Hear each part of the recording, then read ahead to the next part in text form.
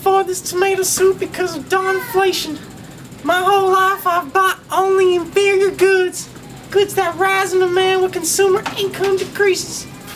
Now even that's too much. Are you okay, mister? What's all the ruckus? Oh, nothing. I'm just complaining about inflation. You know, the general decrease in prices. Yes, after losing my job as a machine operator, I'm structurally unemployed. My skills are no longer needed. With this inflation, this year's been real hard for me. Poor little widow. Oh, I'm sorry to hear that. I saved up a lot of money for retirement, but this rising inflation is making my money have less and less value. Even though I spend the same amount. I saved up money for my motorcycle, but now I can't buy it to impress the ladies. Luca, you're down. Come here. You can get in the seat.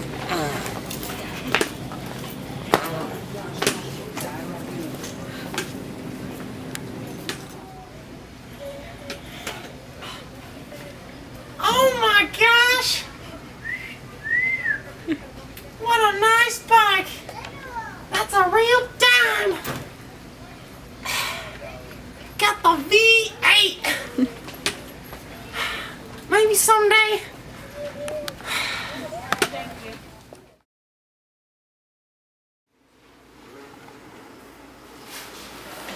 Oh, hello, sir. My name is Benjamin Das. Elmer. Have a seat, Elmer. I would like to take out a loan for a motorcycle. Sir, this is an inconvenient time because of high inflation rate. What? Fed reacts to the inflation by enacting a restrictive monetary policy. This action constricts spending in an economy that seems to be growing too quickly or to curb inflation that's rising too fast. Federal Reserve will make money tight by raising short-term interest rate that increases the cost of borrowing and effectively reduces the demand for borrowing. The Federal Reserve does this to prevent future long-lasting hyperinflation that decreases the value of the currency where it loses its exchange value. Isn't that right, Hobby? Isn't that right? This lowers the supply of loanable funds because there is less money to be saved.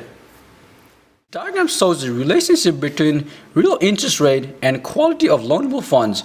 The decrease in the supply of loanable funds means the supply of loanable funds shifts to the left. This raises the sum of the nominal interest rate minus the inflation rate, which is the real interest rate, and decreases the quantity of loanable funds. This means that there will be a higher interest rate on the loan you take out. I guess that answers my question.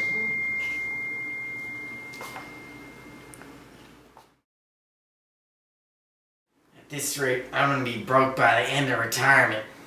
What am I gonna do? Hey, Dad, why the long face? I think I'm gonna have to go out of retirement soon and find a job. This inflation's really hurting me. Don't worry, Dad. Your financial problem will be gone soon. How? Well, interest rates have increased, so that means businesses don't want to invest as much. This gradually leads to a decrease in aggregate demand, total demand for final goods and services in an economy at a given time.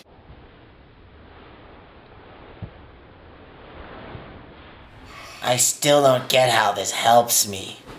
See, as aggregate demand decreases, it shifts to the left. This lowers overall price levels and real GDP, which is good for you. This also means that the economy will move away from inflation towards an equilibrium point on the long-run aggregate supply curve. That means that the economy will have all inputs used to full efficiency, but you should still get a job to save up some more money. Yes, I agree. I'm surprised at how quickly I landed this job. It's really not that surprising if you consider the Phillips curve. This curve shows the general inverse relationship between inflation and unemployment. Rising inflation means that we are moving up the Phillips curve towards less unemployment. So it makes sense that during a time of inflation, you are able to land a job quickly. Hey, what are you doing here? I got a job here. So did I.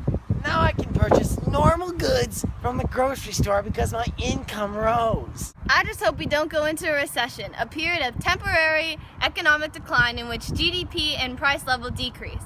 I really don't want my income to decline and employment to rise. It's going to happen eventually because of the business cycle in which the level of GDP fluctuates, expanding and contracting in the level of economic activities. But for now, you can relax and go on a date with me.